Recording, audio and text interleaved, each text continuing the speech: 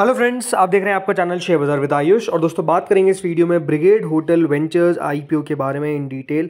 समझेंगे कंपनी के बारे में, कंपनी का किस प्रकार का दोस्तों बिजनेस है, किस प्रकार के फाइनेंशियल्स हैं, किस प्रकार का वैल्यूएशन है, सब कुछ हम समझेंगे। क्या ये आईपीओ में पैसा लगाने का मतलब भी बनता है या फिर नहीं, तो आप लोग देखिएगा वीडियो को पूरा ज़रूर। लेकिन उससे पहले अभी तक अगर आपने चैनल को सब्सक्राइब नहीं किया है तो सब्सक्राइब जरूर कर लीजिएगा।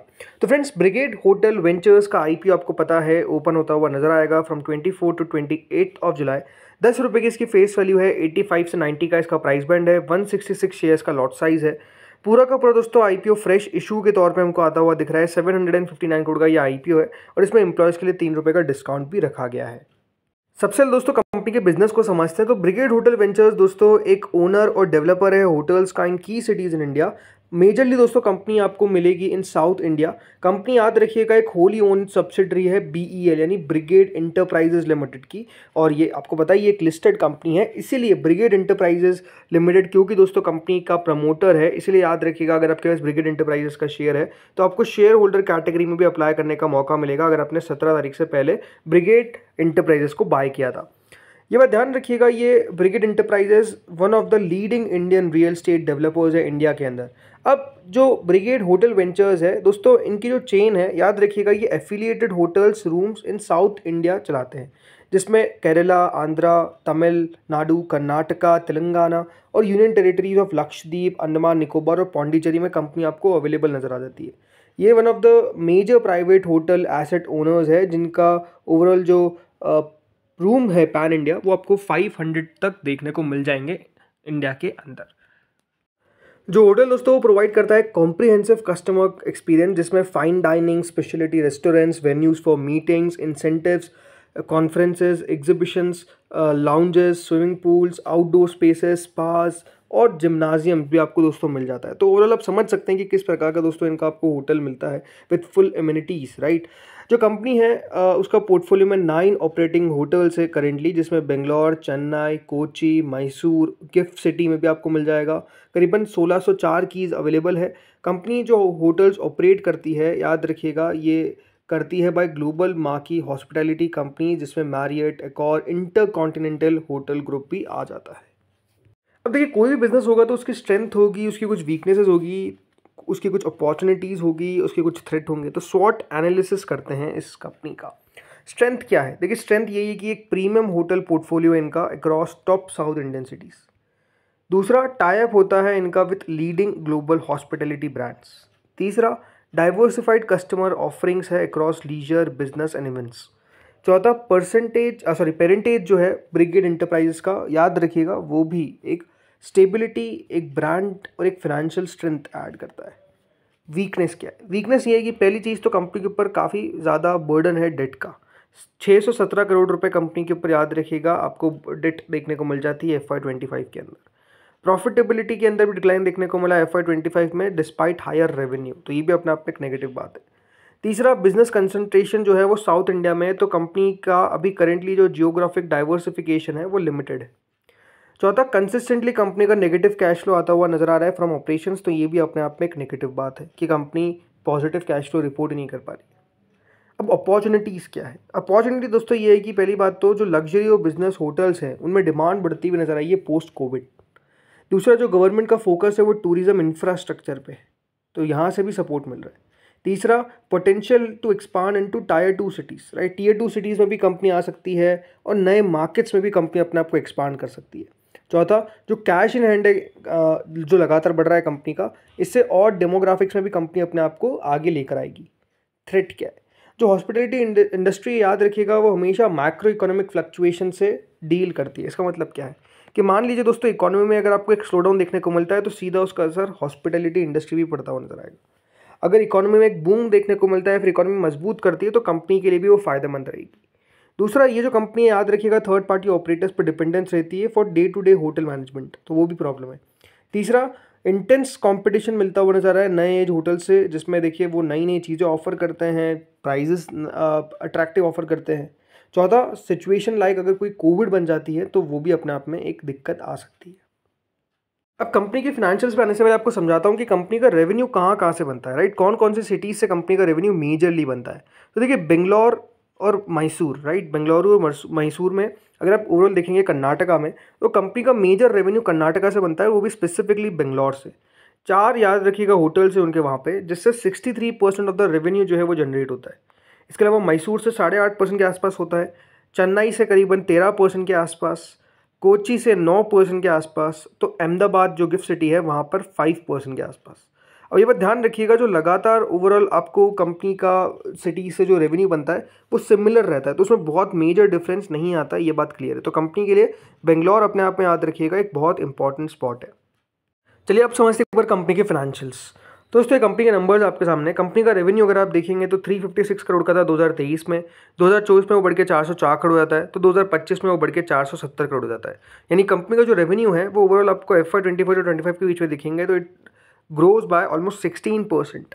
लेकिन प्रॉफिट दोस्तों कंपनी का नहीं था। 2023 में 3 करोड़ का घाटा रिपोर्ट किया, अगले साल 31 करोड़ की कंपनी ने मुनाफे में आ गई, तो बड़ा जंप नजर आया। बट फिर दोस्तों कंपनी का जो मुनाफा है वो घटता हुआ दिखा, 31 से 23 करोड़, यानी ऑलमोस्ट 24% का ड्रॉप देखने को मिला कंपनी के मुनाफे में। तो कंपनी का मुनाफा आपको कम होता हुआ नजर आया, ये बात क्लियरली नजर आती है।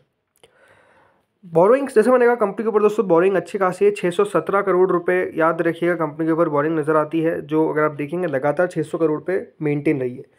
अब काफ़ी लोग बोलते हैं डेट से होता क्या है। देखिए हमेशा एक बात ध्यान रखिए, डेट से होता ये है कि कंपनी को उसका एक इंटरेस्ट कॉस्ट चुकाना पड़ता है। अब अगर आप भी कोई कर्जा लेंगे तो आपको पता है आपको ब्याज देना पड़ेगा, इंटरेस्ट देना पड़ेगा, तो वो हमेशा एक बात ध्यान रखिए, जब इंटरेस्ट बढ़ता जाता है तो उससे कंपनी के मुनाफे में कमी आती है। जो मुनाफा ज़्यादा हो सकता था वो मुनाफा नहीं हो पाता है because of the interest cost. तो इसीलिए इंटरेस्टिंग बात क्या है कि कंपनी जो अपना IPO लेकर आई, जैसे मैंने कहा, ये पूरा का पूरा फ्रेश इशू है, और इसीलिए कंपनी ने साफ बताया कि कंपनी अपने बोरोइंग्स को कम करती हुई नजर आएगी फ्रॉम दिस IPO। याद रखिएगा जो 617 करोड़ का कंपनी के ऊपर अभी कर्जा है उसको कंपनी 468 करोड़ से कम कर देगी। जी हाँ, 468 करोड़ रुपीस का दोस्तों कंपनी याद रखिएगा क्लियरली अपना डेट चुकाती हुई नजर आएगी। इसका मतलब है जो कंपनी का इफेक्टिव अब बोरिंग बचता हुआ नजर आएगा आफ्टर दिस IPO, वो 150 करोड़ के आसपास रहता हुआ दिखेगा। इसके अलावा दूसरी चीज़ कंपनी ने बताई कि कंपनी करेगी payment of consideration for buying of undivided share of land from the promoter. तो प्रमोटर से याद रखिए कंपनी एक लैंड खरीदने वाली 107 करोड़ का। तीसरा कंपनी ने बताया कि कुछ इनऑर्गेनिक ग्रोथ करेगी, बाकी का जनरल कॉर्पोरेट पर्पसेस पे पैसा खर्च होता हुआ नजर आएगा। इसके अलावा अगर आप बात करते हैं यहाँ पर कंपनी के रिटर्न रेशियोज़ की, तो देखिए कंपनी 13.62 का रिटर्न ऑन कैपिटल एम्प्लॉयड है। डेट टू इक्विटी ऑब्वियस बात है बहुत ज़्यादा है, उसके पीछे का रीज़न आपको बता दिया, लेकिन ये कम होता हुआ नजर आएगा बहुत अच्छे तरीके से। रिटर्न ऑन नेटवर्थ 30% के आसपास है, मार्जिन 5% के आसपास है प्रॉफिट आफ्टर टैक्स का, EBITDA मार्जिन 35% के आसपास का है, तो प्राइस टू बुक वैल्यू 32 के आसपास का है। एक और बात दोस्तों डेट के बारे में आपको बताता हूँ कि कंपनी ने बताया है कि 126 करोड़ रुपए कंपनी ने याद रखिएगा एक प्री IPO के थ्रू रेस करे थे। अब ये पैसा भी बताया जा रहा है कि हो सकता है कि डेट को चुकाने में काम आए, तो अगर इसको भी कंपनी दे देती है तो कंपनी मोटा मोटी दोस्तों डेट जो है वो ना मात्र कंपनी का बचेगा। और ये बात ध्यान रखिएगा, इससे जो एनुअल इंटरेस्ट कॉस्ट सेविंग हो रही है ना, वो कितने की हो रही है, वो मोर देन 73 करोड़ की हो रही है। तो अगर कंपनी आगे चल के दोस्तों डेट फ्री हो जाती है तो ये अपने आप में आप कह सकते हैं एक बहुत इंपॉर्टेंट फैक्टर होगा। बिकॉज एक बात ध्यान रखिएगा, इस इंडस्ट्री के अंदर जो भी होटल इंडस्ट्री की कंपनीज है वो मेजरली दोस्तों उनके ऊपर डेट आपको अच्छा खासा नजर आ जाता है, भले आप दूसरे होटल्स को भी देखेंगे। तो ये बात क्लियर है कि अगर यहाँ पर डेट कंपनी का बेहद कम रहता है या फिर डेट में कंपनी बहुत कमी कर लेती है, इंटरेस्ट सेविंग होती है, तो ये अपने आप में एक बहुत प्लस पॉइंट हो जाएगा फॉर दिस कंपनी। अब आते हैं वैल्यूएशन पे। तो देखिए ब्रिगेड होटल वेंचर्स का IPO आ रहा है at price to earning of 125। इसमें अगर आप देखेंगे कंपनीज लाइक इंडियन होटल वो 56 के PE पे मिलती है, EIH 32 के PE पे, चाले होटल्स 136 के PE पे, जुनिपर 100 की, लेमन ट्री 62, सामी होटल 62, अपीजय सुरेंद्र 42, वेंटिव 115, इसके अलावा ITC 78, तो क्लॉस बैंगलोर 229। यानी जो सब कंपनीज की अगर आप प्राइस रेटिंग देखेंगे तो नो डाउट आपको इस इंडस्ट्री में थोड़ी सी वैल्यूएशन ज़्यादा मिलती हुई नज़र आती है। बट मेरे हिसाब से दोस्तों बेटर होगा कि आप एक बार इस कंपनी को देखें on the basis of this enterprise value. याद रखिएगा 3420 करोड़ की इंटरप्राइज वैल्यू पे कंपनी अपना IPO लेकर आ रही है। जो EV टू की रेशियो है, जो होटल में हमेशा आपको देखना चाहिए, यानी इंटरप्राइज वैल्यू टू की रेशियो जो कितने कीज़ है, उसके हिसाब से दोस्तों 2.1 करोड़ के आसपास आता है वैल्यू। EV EBITDA मल्टीपल है कंपनी का 18 टाइम्स के आसपास का। तो अगर इस हिसाब से देखा जाए तो ये बात ध्यान रखिएगा कि जो वैल्यूएशन आने वाले समय में हम एस्टिमेट कर सकते हैं कि जो कंपनी का मुनाफा है वो बढ़ता हुआ नज़र आएगा, तो इससे कंपनी की प्राइस टू अर्निंग भी आगे चल के दोस्तों कम होती हुई दिखेगी अगर फ्यूचर हम अर्निंग्स को डिस्काउंट करने की बात करते हैं। ये बात ध्यान रखिएगा कि कंपनी का जो एवरेज ऑक्यूपेंसी रेट है वो 77% का है, 36% का EBITDA मार्जिन है, 14% के आसपास का एक्सपेक्टेड नेट मार्जिन आप कह सकते हैं कि हो सकता है। और जो इसके पीयर्स है लाइक जुनिपर, वो अगर आप देखेंगे तो ऑलमोस्ट 1000 करोड़ के आसपास का उनका रेवेन्यू ये सब होता है। मार्जिन यही है 36-37% के आसपास का। लेकिन जो उनका ईवी पर की रेशियो है वो ऑलमोस्ट 4 करोड़ के आसपास आता है।